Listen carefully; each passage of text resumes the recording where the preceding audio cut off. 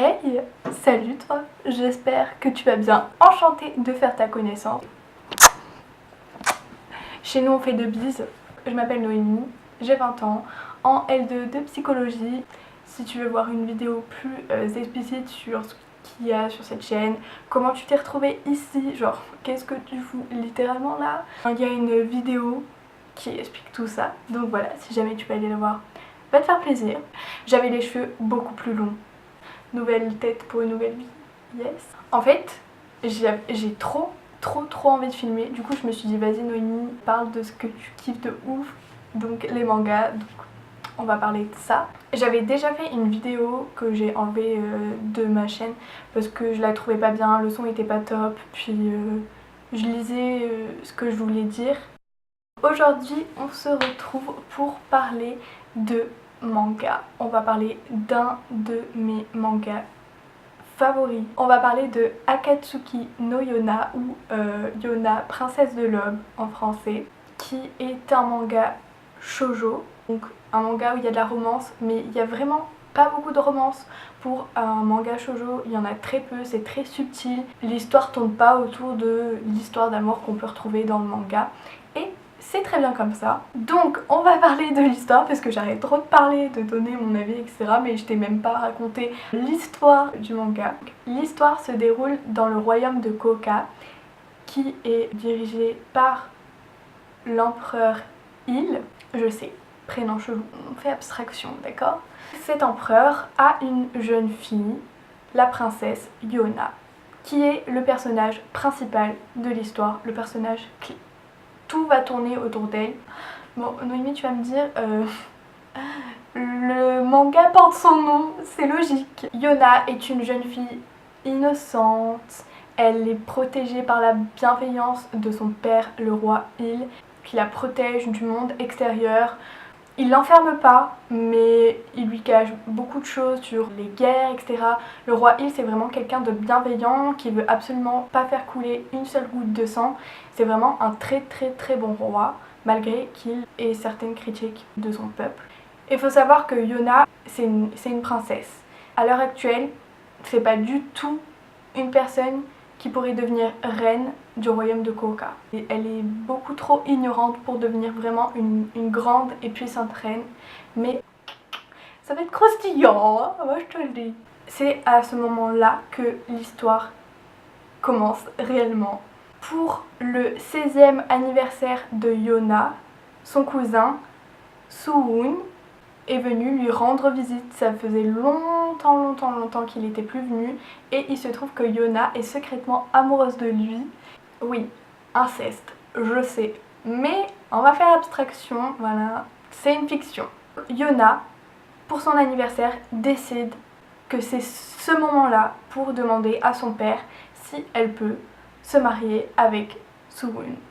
Donc elle se dirige vers les appartements de son père, quand tout à coup, elle ouvre la porte et elle voit que a assassiné son père.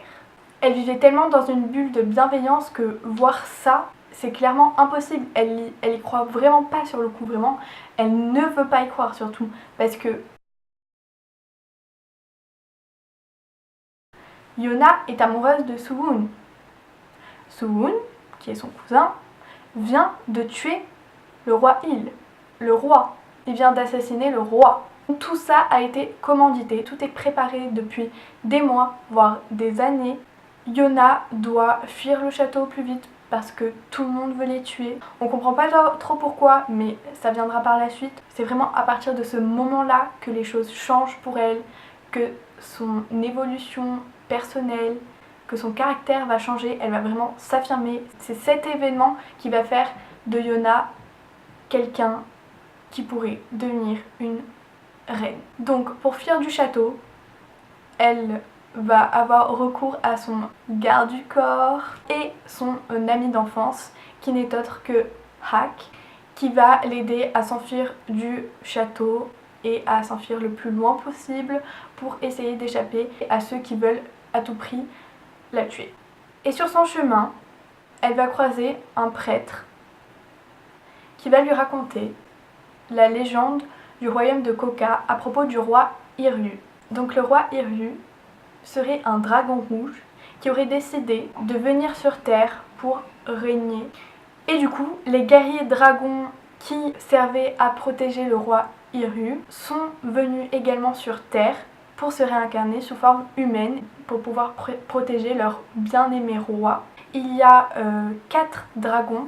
Je sais pas trop ce que c'est les particularités des dragons à l'origine, mais on sait que dans la légende, le but principal des dragons, c'est de protéger le roi Hiryu, le dragon rouge, qui est connu pour avoir une chevelure rouge flamboyante. Est-ce que ça te fait penser à quelqu'un?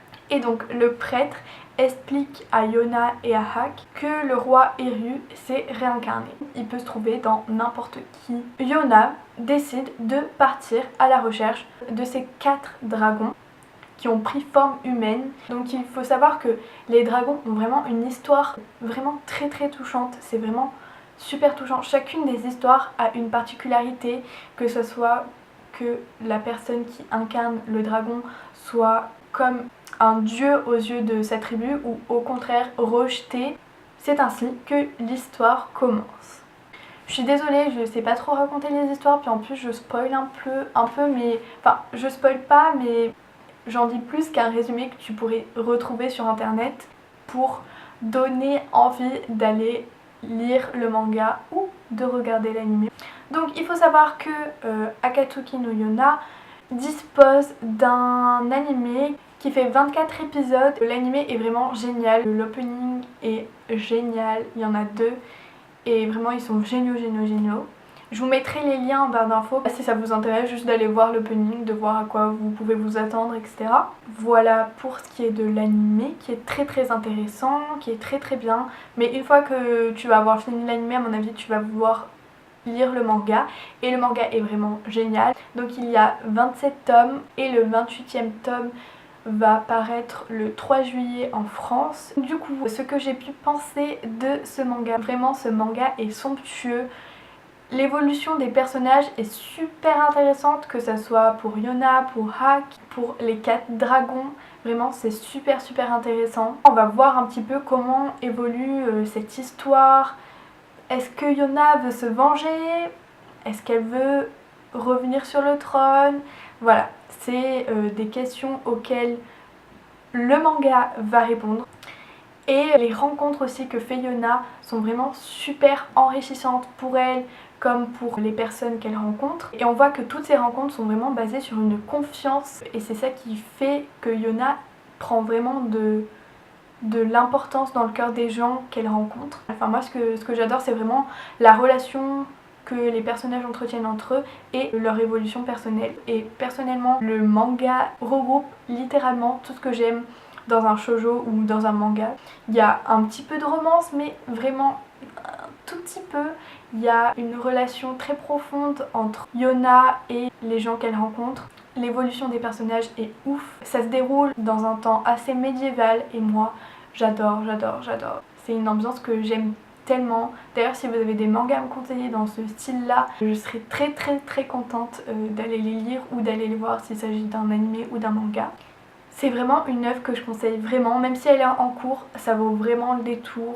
Et je crois que j'ai pas d'autre chose à dire. J'espère t'avoir convaincu ou de t'avoir donné envie d'aller regarder le premier épisode ou d'aller lire le premier tome, je ne sais pas. Aussi je tiens vraiment à m'excuser pour l'absence de vidéo, mais bon, de toute façon c'est ma chaîne, je fais ce que j'ai envie. Puis je pense qu'il n'y a pas grand monde qui me regarde à part moi-même.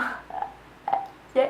Mais en ce moment je sais pas pourquoi j'ai envie de filmer tout le temps, j'ai plein d'idées de vidéos. Donc j'espère que tu regarderas la suite des vidéos et voilà. Donc j'espère que la vidéo t'aura plu. On se retrouve très bientôt pour une prochaine vidéo. Sur ce, bye!